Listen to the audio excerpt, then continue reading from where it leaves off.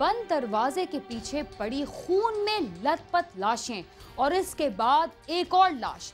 देखने वाले का तो खौफ के मारे बुरा हाल हो गया, इसलिए कि इस घर में एक दो नहीं बल्कि 8 लाशें पड़ी हुई हैं।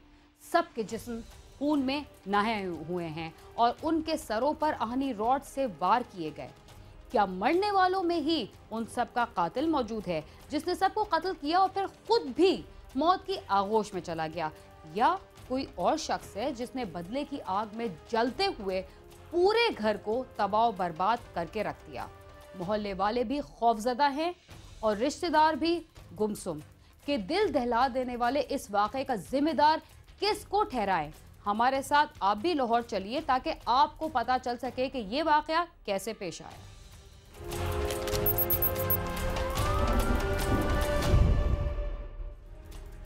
जब दहशतगर्द सरकारी एहलकारों को भेड़ बकरियों की तरह ज़िबा करने लगे तो जराइम पेशा अफराद या किसी आम कातिल के लिए भी 8-10 अफराद को कत्ल कर देना कोई मुश्किल काम नहीं रहता। शायद इसीलिए हमारे मुल्क के कोने कोने से सिवाय कत्लो गारत के कोई और खबर सुनाई नहीं देती। लाहौर में भी चंद रोज कबल एक ही घर के 8 अफराद के सरों पर आहनी रॉड के वार करके उन्हें मौत की नींद सुला दिया गया था। पुलिस कत्ल होने वालों में से ही एक शख्स को वाक़े का जिम्मेदार ठहरा रही है। क्या ये दुरुस्त है? आइए देखते हैं।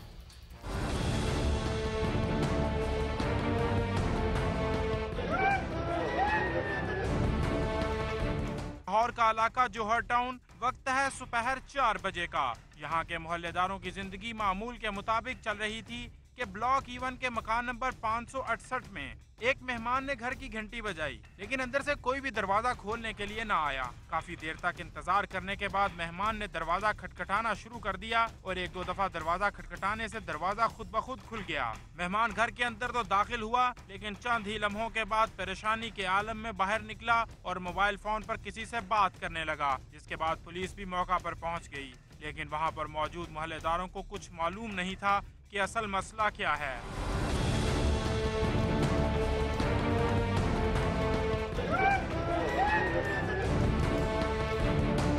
पुलिस के आने पर वहां मौजूद शख्स ने बताया कि वो शादी का कार्ड देने के लिए घर के अंदर दाखिल हुआ, मगर अंदर खून में लथपथ पड़ी लाश देखकर डर के मारे बाहर आ गया है। जब पुलिस इस शख्स के साथ घर के अंदर दाखिल हुई तो वहां एक लाश नहीं बल्कि 8 लाशें पड़ी थीं और ये लाशें थीं 55 साला नज़ीर इकबाल, 50 साला प्रोफेसर जाहिद इकबाल, उसकी बीवी नसीम बीबी, उनकी 6 साला बेटी आमना, 43 साला एडवोकेट शाहिद इकबाल और उसकी बेगम फरजाना और उनके 2 बच्चों आफाक और अरीबा की, जिन्हें किसी नामालूम शख्स ने आहनी राट के वार करके बेदर्दी से कत्ल कर दिया था। इन लाशों को देखने के बाद इलाका पुलिस भी हवास बाख्ता हो गई। 3 मर्द हैं और 2 खवातीन हैं, बाकी बच्चे। वैसा गिर देगा अभी तक की कोई इत्तलात हैं? अभी ये क्यों हुआ, कितना अभी कुछ इन्फॉर्मेशन थोड़ी सी अभी कुछ 8 अफराद के कत्ल की खबरें जब मीडिया पर नशर हुई तो पुलिस के आला अफसरान, CCPO लाहौर और दीगर अफराद मौका वारदात पर पहुँच गए और फौरी तौर पर 2 कमेटियाँ तश्कील दे दी गयी, जिन्होंने तहकीकात शुरू कर दी। अभी सारी हमारी टीम उस पर काम कर रही है। वो जो केमिकल है उसके बारे में तो लेबोरेटरी से जाके पता चलेगा क्या है। व्हाइट कलर का पाउडर है जो भी यूज हुआ है, बाजार बिल्कुल भी नजर नहीं आती कोई डकैती की बात है। इसके पीछे कोई और रीजंस होंगे। पुलिस ने जब मालूमात इकट्ठी करना शुरू की तो पता चला कि नसीम और फरजाना दोनों बहनें थीं जो जाहिद और शाहिद के साथ ब्याही हुई थीं। पुलिस को जाए वकूआ से सफेद रंग का केमिकल पाउडर भी मिला, जिसको कब्जे में ले लिया गया। मकतूलीन को कत्ल करने से पहले कोई नशावर चीज दी गई थी, जिसके बाद उन्हें आनी राट से बेदर्दी के साथ कत्ल कर दिया गया। पुलिस ने लाशों को कब्जे में लेने के बाद पोस्टमार्टम के लिए मुर्दा खाने भिजवा दिया और तमाम पहलुओं पर तफ्तीश शुरू कर दी। 7 भाई थे, जिनमें से 3 यहाँ में मर्डर हो गए। बाकी इनके भाई वाजिद साहब बड़े अच्छे लॉयर हैं, वो सारा पुलिस को सारी डिटेल्स बता रहे हैं उनकी फैमिली के बारे में। अभी तक कोई ऐसी बात सामने नहीं आई, उन्होंने नहीं बताया कि उनकी किसी के साथ दुश्मनी थी। बाकी इन्वेस्टिगेशन फाइनल होने के बाद ही पता चलेगा।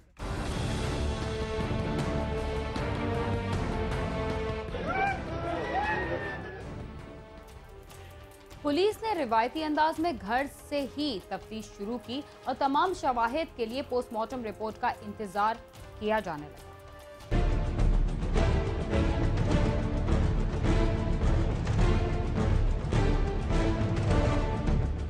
8 अफराद के कत्ल की लर्जाखेज वारदात की तहकीकात का दायरा बढ़ा दिया गया और पुलिस ने मकतूलीन के मोबाइल फोन्स का डाटा भी हासिल कर लिया। तहकीकाती टीम के मुताबिक मकतूलीन के पास से 12 मोबाइल फोन्स बरामद हुए। मोबाइल फोन्स पर वारदात के रोज मौसूल होने और की जाने वाली कॉल्स को ट्रेस किया गया है, जिसकी रोशनी में कॉल्स करने वाले तमाम अफराद को शामिल तफ्तीश किया जाएगा। पुलिस ने तमाम भाइयों के बारे में मालूमात इकट्ठी करना शुरू की तो पता चला कि मकतूलीन का सबसे बड़ा भाई नजीर इकबाल इनका सौतेला भाई था और वो कैंसर का मरीज था जो गुज़िश्ता कई बरस से कर्जे में डूबा हुआ था, जिसकी वजह से उसकी घर वालों से अक्सर लड़ाई रहती थी। एक बरस पहले तमाम घर वालों ने उसे घर से निकाल दिया था, लेकिन दोबारा सुलह सफाई के बाद वो वापस इसी घर में रहने लगा। हाथ बॉडीज पे वो जो है वो जख्म का निशान है, जबकि नज़ीर के जिस्म पे कोई जख्म का निशान नहीं है। इस बात को भी उसी सूरत में ही मुमकिन है कि हम इसका फैसला कर सकें जब तक उसकी हतमी रिपोर्ट्स नहीं है। पुलिस को शुबा था कि नजीर ने ही तमाम अफराद को पहले धोखे से कोई चीज खिलाई और फिर आनी रात के वार करके उनकी जानें ले ली, जिसके बाद खुद भी ख्वाबावर गोलियां खाई और अपनी जिंदगी का खात्मा कर लिया। पोस्टमार्टम की इब्तदाई रिपोर्ट के मुताबिक नजीर इकबाल के जिस्म पर किसी किस्म के तशद्दुद के कोई निशानात नहीं हैं और उसकी मौत भी ख्वाबावर गोलियां खाने के बायस ही हुई, मगर उसके बरक्स मरने वाले दूसरे 7 अफराद की मौत आनी रात के वार से हुई। 7 मुख्तलीन और नजीर की मौत में तकरीबन 90 मिनट का फर्क भी है। पुलिस के मुताबिक नजीर के भाई के दुबई में बिजनेस पार्टनर को भी शामिल तफ्तीश किया जा रहा है। पुलिस का कहना है कि इस खानदान की किसी से कोई दुश्मनी भी नहीं जिस पर हम ये कह सकें कि किसी ने उनसे कोई बदला लिया है। इनकी दुश्मनी किसी के साथ नहीं थी, जैसे जितना हमें पता है। मिलनसार, बहुत मोहब्बत वाले, इखलाक वाले, प्यार वाले तो साथ रहते हैं, दूसरी गली में रहते हैं। आपको कैसे पता चला इस बात? अभी मैंने टीवी में देखा है कि इधर एक्सीडेंट हुआ है, 8 बंदों का, इतना अलमनाक वाक़या हुआ है, सुन के रोंगटे खड़े हो गए हैं। और उन लोगों की बेखीसी इतनी है, बच्चों को भी नहीं छोड़ा, औरतें और एक फालिज का मरीज था उनको भी नहीं छोड़ा। इन लोगों को शर्म चाहिए ऐसे काम करते हुए।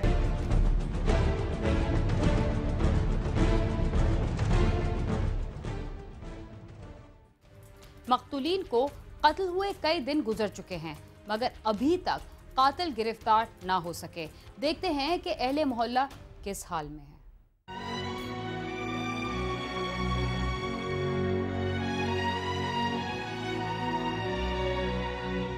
मकतूलीन को कत्ल हुए कई दिन गुजर चुके हैं, लेकिन इलाके का हर शख्स खौफजदा है कि उनके हमसाये में 8 अफराद को बेदर्दी से कत्ल कर दिया गया और उन्हें कानो कान खबर न हुई।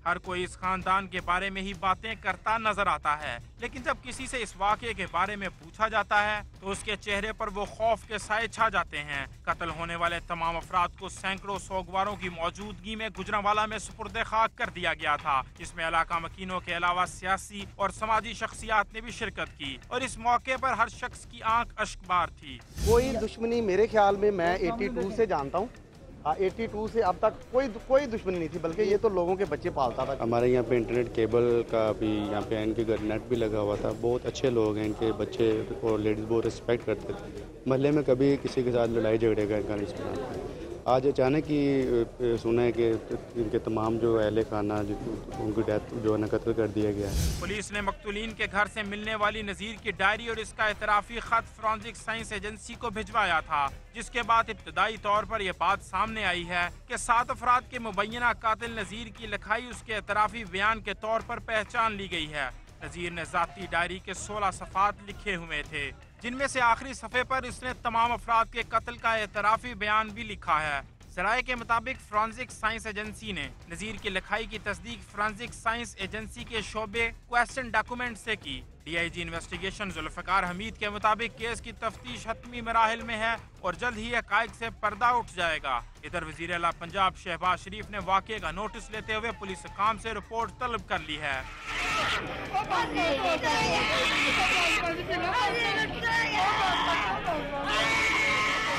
मैं इनके घर में जब पुराने जाया करता था तो मैंने कभी भी इनके घर में तकरीबन 1.5 साल जाता रहा हूँ।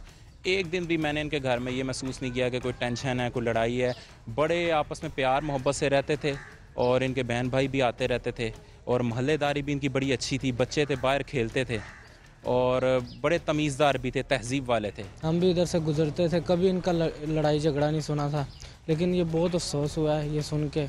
और ये पूरे मोहल्ले वाले बड़े परेशान हैं। ये रात को कोई भी नहीं सोया, हम सारे इधर बड़े परेशान फिरते रहे। ये वाक़या सुन के सब एकदम खौफज़दा हो गए सारे लोग। हम यहाँ से 14 साल से रह रहे हैं और हमारा इधर ही काफ़ी आना जाना है। इसी गली में मस्जिद है, नमाज वगैरह मिलाद के मौक़ों पे। तो इनके मामू यहाँ पे जनरल स्टोर है, उनका मरहबा जनरल स्टोर। तो वो तो इंतहाई किस्म के नहायत शरीफ पर्सन इंसान है, 5 वक्त के नमाजी हैं, नमाज में उनसे मुलाकात होती है। उनके बेटे भी मैरिड हैं, वो भी बहुत अच्छे हैं। कभी कोई किसी से उनसे कोई झगड़ा, कोई इख्तलाफात नहीं है, आज तक हमने नहीं सुना।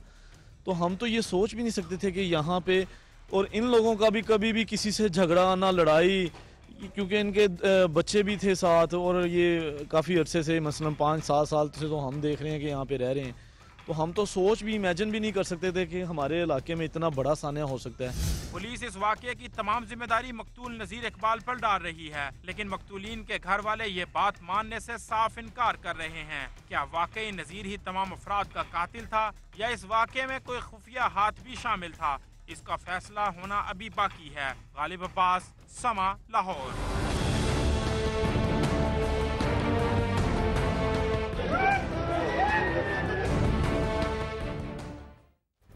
इस वाक़े में अभी तक पुलिस को मिलने वाला खत ही तफ्तीश की राहें मुतय्यन कर रहा है, मगर इसके बावजूद वो किसी हतमी नतीजे पर नहीं पहुंच रही। क्राइम सीन में वक्त हुआ एक मुख्तसर से वक्फे का, आप समा के साथ ही रहिए।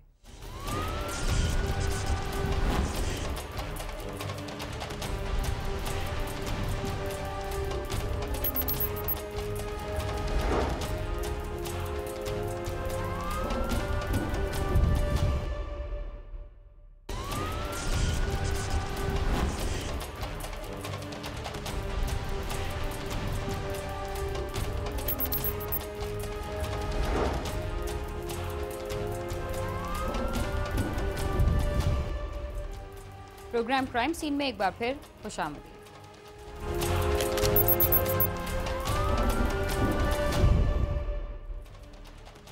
अगर किसी डाकू को बहुत आसानी से सोने की तलाश है तो वो सीधा रावलपिंडी चला जाए, इसलिए कि यहाँ माजी में भी ज्वेलरी की दर्जनों दुकानें लुट चुकी हैं और अब भी ये सिलसिला आसानी से जारी है।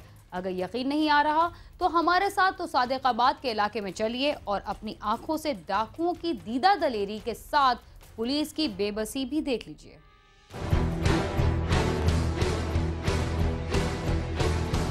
रावलपिंडी में डकैती की वारदात, डाकू ज्वेलरी शॉप से लाखों रुपए का सोना लूटकर फरार। फायरिंग से एक डाकू हलाक, एक जख्मी। 5 डाकू दिन दिहाड़े थाना सादिकाबाद के इलाके ट्रांसफार्मर चौक पर वाक़े ज्वेलरी शॉप में दाखिल हुए। वो जेवरात लूटकर फरार होने लगे तो दुकान के मालिक ने फायरिंग कर दी। डाकुओं की जवाबी फायरिंग से इनका ही एक साथी हलाक और एक जख्मी हो गया। ताहम डाकू लाखों रुपए मालियत का सोना लूटकर फरार हो गए। डाकुओं की फायरिंग से ज्वेलरी शॉप का मालिक खुरम और एक राहगीर आमिर भी शदीद जख्मी हो गया। मैं पहुंचा तो एक बंदा देखा मरा हुआ था, उसे फायर लग चुका था, तो दूसरा छुप गया था कि तो जैसे ही उसने फायर निकाला तो मुझे फायर लगा और जैसे मुझे फायर लगा तो उसी टाइम हॉस्पिटल।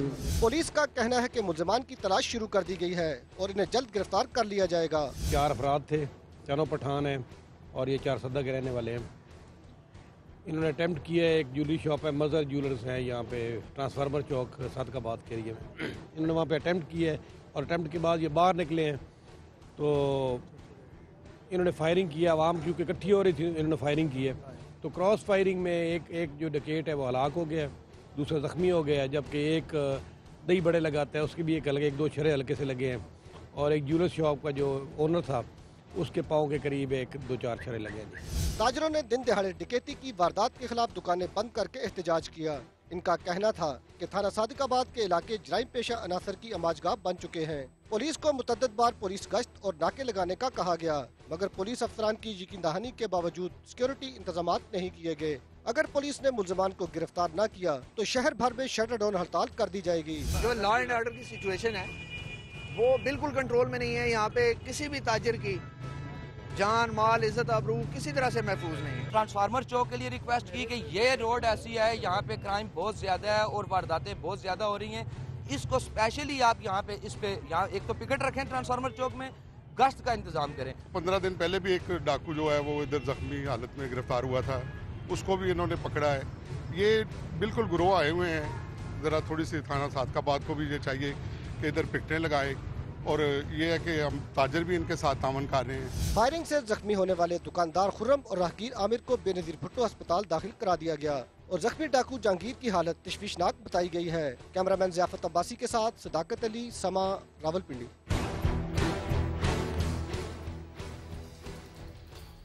रावलपिंडी जैसे हसास शहर में रहने वाले शहरियों और सोने के कारोबार से जुड़े अफराद को डाकू जिस वक्त चाहें आकर लूट लेते हैं, तो मुल्क के दूसरे इलाकों का क्या हाल होगा, इसका अंदाज़ा लगाना कुछ मुश्किल नहीं।